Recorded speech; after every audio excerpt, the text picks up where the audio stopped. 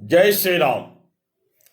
ఎంతోమంది భారతీయులు మిక్కిలి ఆతృతతో ఎదురు చూసిన శుభతరుణం ముగిసింది. ఎవరు ఎన్ని రకాల మాటలాడినా అయోధ్యలో బాలరాముని విగ్రహ ప్రతిష్ఠ జరిగిపోయింది. ఆ సందర్భంగా ప్రధాని నరేంద్ర మోడీ గారు తమ ప్రసంగంలో కొన్ని మాటలు చెప్పారు. గత 11 రోజులుగా ఆయన ఉపవాసం చేసి సాగర్ నుండి సరయూ వరకు వెళ్ళారట. శ్రీరంగం వెళ్ళారట. ఆంధ్ర రాష్ట్రంలో లేపాక్షికి కూడా వెళ్ళారని చెప్పారు. దేశంలో ఎన్నో పుణ్యక్షేత్రాలు ఉన్నాయి కదా, వాటికి వెళ్లకుండా ఈ ప్రదేశాలకే ఎందుకు వెళ్ళారు?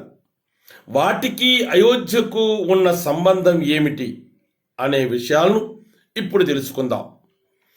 రామేశ్వరం నుండి లంకకు సేతువు కట్టి రావణాసురునిపై శ్రీరామచంద్రుడు యుద్ధం చేయడం జరిగింది.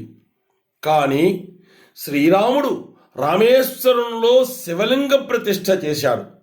అందుకని పవిత్రమైన రామేశ్వరం చేరి అక్కడ బావులలో స్నానం చేసి రామనామ జపం చేసుకుంటూ సరయూ నదికి చేరారు.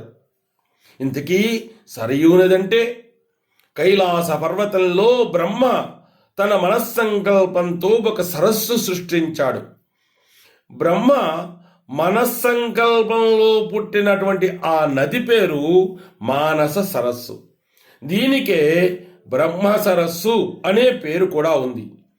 ఆ మానస సరస్సు నుండి పుట్టిన నదే సరయూ నది. సాధారణంగా నదులు సముద్రంలో కలుస్తాయి, కానీ ఈ సరయూ నది గంగానదిలో కలుస్తుంది. ఈ నది అయోధ్యలో ఉంది, అందుకే సరయూ నదికి వెళ్ళారు. ఇక్కడ ఇంకొక విశేషం కూడా ఉంది.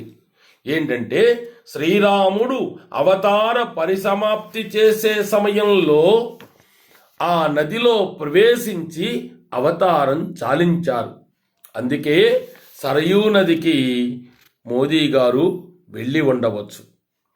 పుణ్యప్రదేశాల్లో ముఖ్యమైనది శ్రీరంగం. దాన్ని కూడా దర్శించుకున్నారు. అయితే మరి లేపాక్షికి ఎందుకు వచ్చారు? ఇక్కడ ఒక చిన్న కథ ఉంది. శ్రీరాముడు వనవాసం చేసేటప్పుడు లేపాక్షి ప్రాంతంలో తిరిగారట. రావణుని చేతిలో రెక్కలను పోగొట్టుకున్న జటాయువును చూసి శ్రీరాముడు లే పక్షి అన్నాడట. అదే తరువాత లేపాక్షిగా మారిపోయింది. బహుశా ఆ జటాయువు పడిన ప్రాంతాన్ని కూడా ఆయన దర్శించాడు. ఈ ప్రాంతాలన్నీ రామనామాన్ని జపం చేస్తూ తిరగడం చాలా కష్టమైన పని. అయినా ఆయన పట్టుదలతో ఆ పని చేశారు. ఈ విషయాలు మీకు నచ్చితే ఛానల్కి సబ్స్క్రైబ్ చేయండి, విషయాన్ని అందరికీ షేర్ చేయండి. జై శ్రీరామ్.